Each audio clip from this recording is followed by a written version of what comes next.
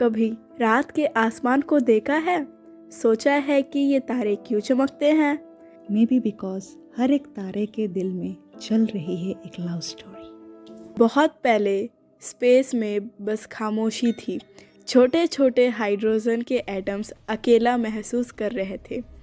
फिर ग्रेविटी ने उन्हें एक दूसरे के करीब लाया। धीरे धीरे और एटम्स जुड़ते गए और प्रेशर बढ़ता गया। और एक दिन हाइड्रोजन एटम्स मिले और एक नया रिश्ता बना, फ्यूजन। फ्यूजन बेसिकली एक प्रोसेस है जिसमें हाइड्रोजन एटम्स हीलियम में कन्वर्ट होते हैं। स्टार के अंदर ग्रेविटी इतनी इंटेंस होती है कि हाइड्रोजन एटम्स को सेंटर की तरफ पुश करती है। सेंटर यानी कोर इतना गर्म और डेंस बन जाता है कि हाइड्रोजन एटम्स एक दूसरे से कोलाइड करते हैं।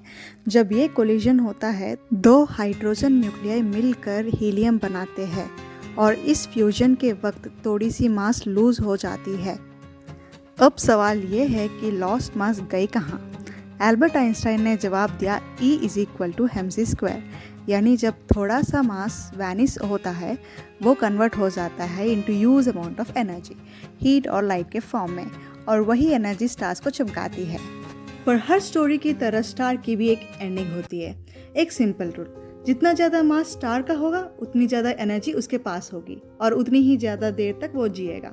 पर जब फ्यूल ख़त्म हो जाता है, हाइड्रोजन फ्यूज करके हीलियम बन चुका होता है, तब स्टार अपनी जर्नी के फाइनल स्टेजेस में पहुंचता है।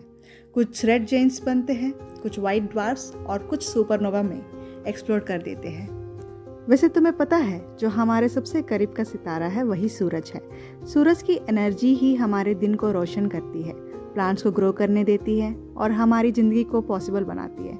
मतलब एक तरह से हम सब एक स्टार के गिफ्ट पर जी रहे हैं। तो अगली बार जब तुम एक चमकता हुआ तारा देखो, याद रखना तुम सिर्फ एक लाइट नहीं देख रहे, तुम एक कहानी देख रहे हो। कहानी एटम्स की जो एक साथ आए और बिलियंस ऑफ ईयर्स तक यूनिवर्स को रोशन करते रहे, और वही है स्टार्स की लव स्टोरी।